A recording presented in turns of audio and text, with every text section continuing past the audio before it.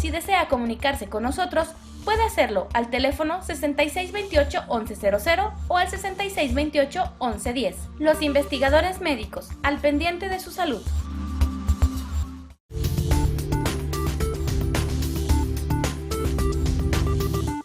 Gracias por continuar con el programa Los Investigadores Médicos. Le recuerdo, por favor, que puede seguirnos a través de nuestras redes sociales y estamos hoy conversando sobre diabetes. Y precisamente si hay un caso cercano a usted de alguien que tiene una crisis con esta enfermedad, ¿qué hacer? ¿Cómo reaccionar? Acompáñeme a ver la siguiente cápsula. Tip de salud. Las personas que padecen de esta enfermedad están siempre al pendiente respecto a los cuidados constantes que deben tener, un horario de comida establecido, controles de azúcar y, por supuesto, cuándo colocar la insulina. ¿Pero qué debo hacer si estoy frente a una crisis en una persona diabética? En primer lugar, debemos verificar si el paciente está consciente o inconsciente. Si el paciente puede hablar, preguntarle si es diabético para confirmar su condición. Acostar al paciente en un lugar tranquilo, abrigarlo y colocarle los pies hacia arriba más altos que la cabeza. Asegurarnos de que pueda tragar y administrarle glucosa en forma de azúcar común, sobre y debajo de la lengua, y pedirle que trague despacio. Si desea masticarla, puede hacerlo. Luego, sentar al paciente y administrarle jugos dulces, así evitamos que se ahogue con los líquidos. Una vez que se recupere, administramos frutas, caramelos o chocolates. Si es posible, tomar una prueba de glucosa capilar en el dedo. Si encuentras al paciente inconsciente en el suelo y no responde al llamado verbal o al tocarlo, debes trasladarlo a un centro médico inmediatamente. Nunca administres líquidos si el paciente está inconsciente. No intentes moverlo, ni que se levante, ya que se marea y está debilitado. No debes darle ningún medicamento ni droga. Estar preparados nos ayudará a enfrentar mejor una crisis y salvar la vida de una persona. Vamos ahora a hablar específicamente de los tipos de diabetes. Y vamos a hablar del aspecto de nutrición que es tan importante en cuanto a que contribuye al aparecimiento de esta. Doctor Granados, platicábamos acerca de diabetes juvenil, lo que impacta a la familia, la detección pronta y evitar un camino que los lleve a hacer consultas que son innecesarias cuando sabemos que ellos sí son totalmente insulino dependientes. Sí, la diabetes mellitus tipo 1, a diferencia de la tipo 2, no está tan influenciada por el aspecto dietético o nutricional, ¿no? La diabetes tipo 1 tiene una génesis diferente en la cual hay una producción de anticuerpos, que son nuestro mecanismo de defensa, que atacan las células del páncreas donde se produce la insulina, que son las células beta. ¿Sí? De los islotes de Langerhans. Estos se van destruyendo progresivamente hasta que se pierde más del 80% de la masa.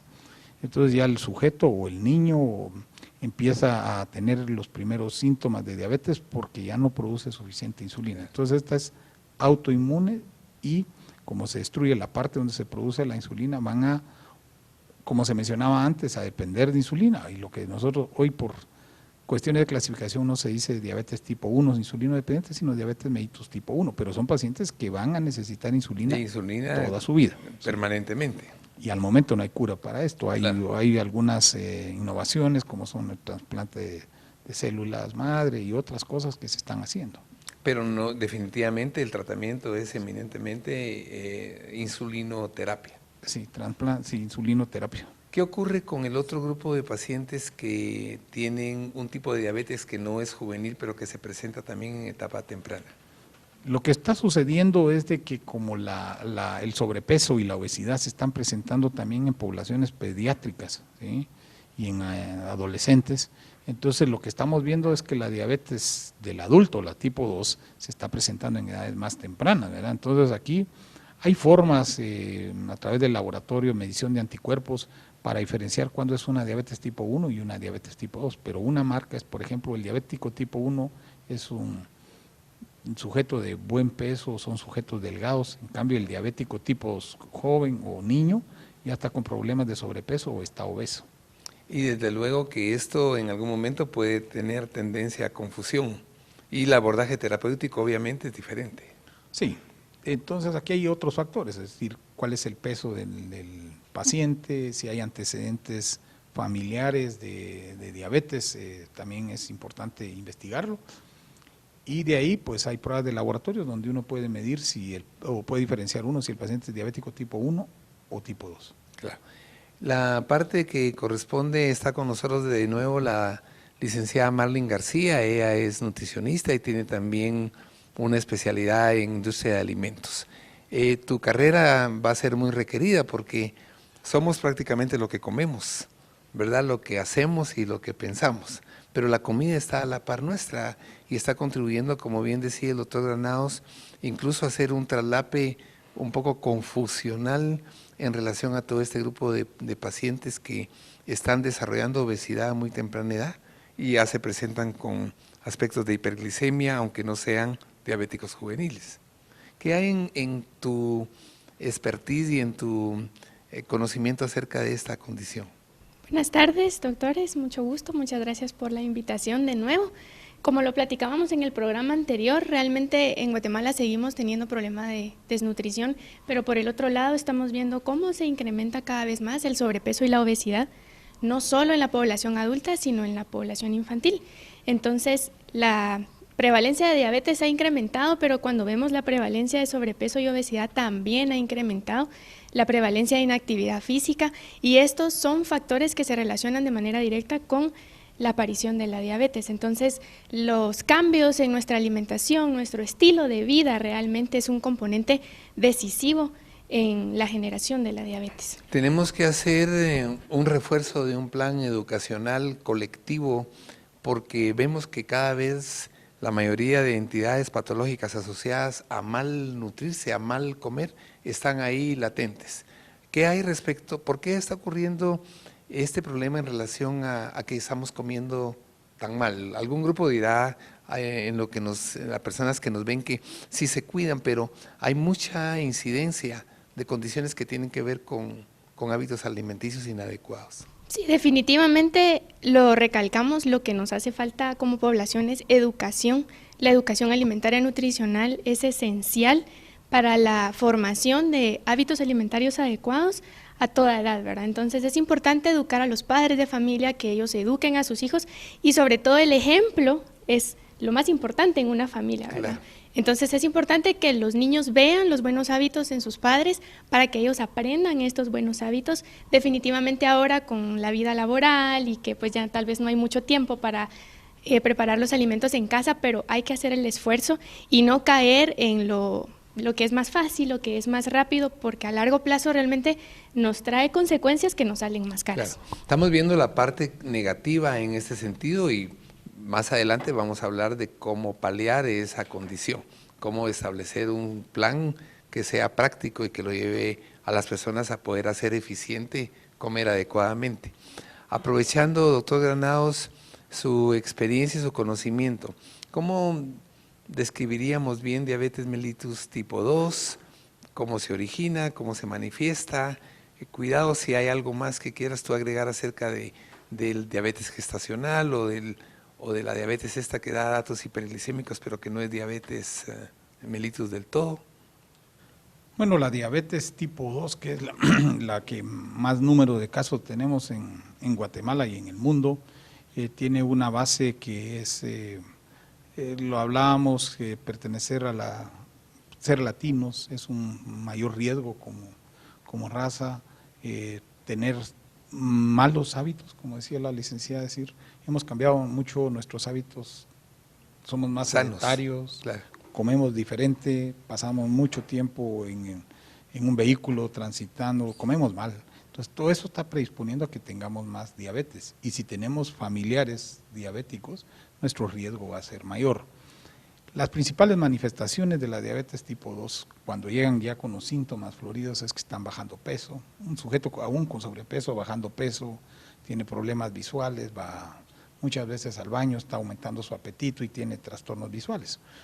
Cuando el paciente se presenta así y tenemos cifras, hay varios métodos que son muy precisos para hacer el diagnóstico. Decimos, si una persona más de 2 veces tiene una glucosa en ayunas igual o mayor a 126 miligramos por decilitro, ese es diagnóstico de diabetes.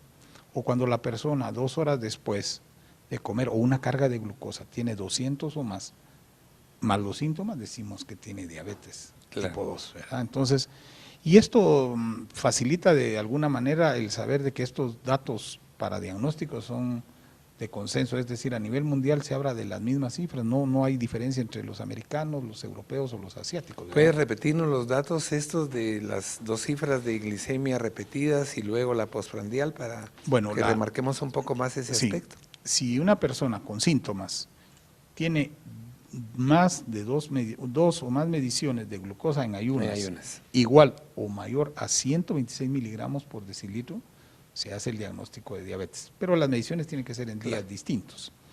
O si bien alguien tiene 2 horas después de comer o 2 horas después de una carga de glucosa, cuando hacemos el test de glucosa, tiene 200 o más, ahí se hace el diagnóstico de diabetes. Hay una tercera, cuando alguien llega con síntomas de diabetes y al azar, es decir, en cualquier momento hacemos una medición de glucosa y es igual o mayor a 200, ese es el diagnóstico de diabetes. El otro punto para diagnóstico es la medición de hemoglobina glucosilada. La glucosilada que si es es importante. Igual o mayor a 6.5, pero aquí hay un poquito de controversia porque se habla que la prueba debe ser estandarizada. La prueba debe ser estandarizada, ¿sí? Es decir, tener ciertos parámetros de laboratorio para decir esta es estandarizada y es prueba. Pero si no, tomamos como base pre y post. ¿Qué tan efectiva es la propuesta terapéutica en el paciente que llega por primera vez a tu clínica?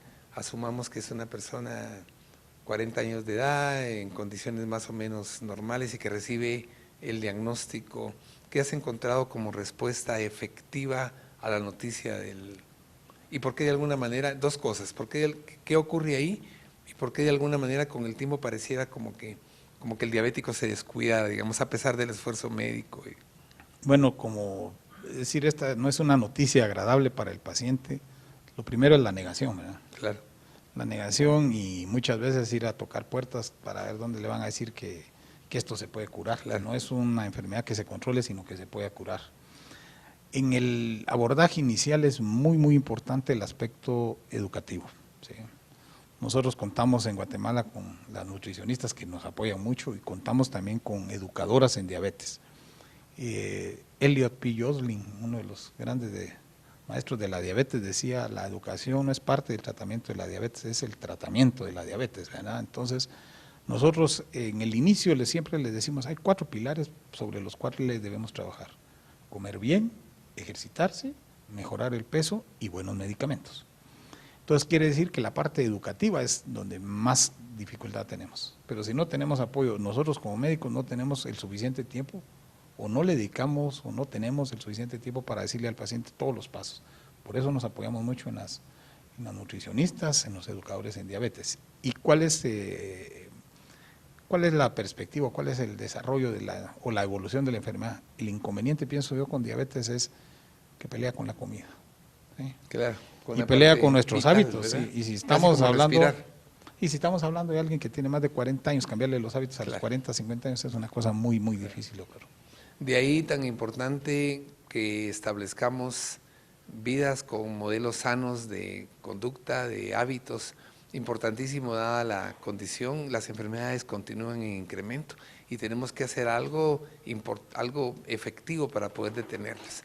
En el siguiente segmento vamos a hablar entonces ya del aspecto nutricional y de algunas líneas de investigación que están dando resultado para el abordaje efectivo de estos pacientes. Doctor Granados, muchísimas gracias por estar con nosotros.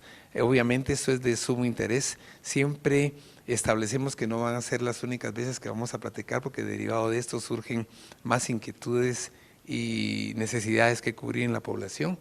Igualmente, Marlene, muchísimas gracias. Continúe con nosotros porque vamos a platicar un poco más acerca de los problemas de obesidad y de nutrición que están acompañando no solo la diabetes, sino una buena cantidad de entidades patológicas de enfermedades. Datos importantes. La diabetes mellitus tipo 1 produce anticuerpos que atacan las células del páncreas, donde se crea la insulina. Esto provoca la no producción de la misma. En la diabetes mellitus tipo 2, el paciente es resistente a la insulina y presenta altos niveles de azúcar. La diabetes tipo 2 es la que más casos presenta a nivel mundial. La mayoría de diabéticos tipo 1 tienen la característica de ser de un cuerpo delgado y físicamente sano. En la diabetes tipo 2, la mayoría presenta sobrepeso u obesidad. Es importante que los niños vean buenos hábitos desde casa para poder evitar enfermedades como sobrepeso y que nos lleve a otros padecimientos. Al regresar del corte, hablamos sobre nutrición y diabetes. Además, conocemos cuál es la propuesta de innovación biomolecular para esta enfermedad. No se despegue.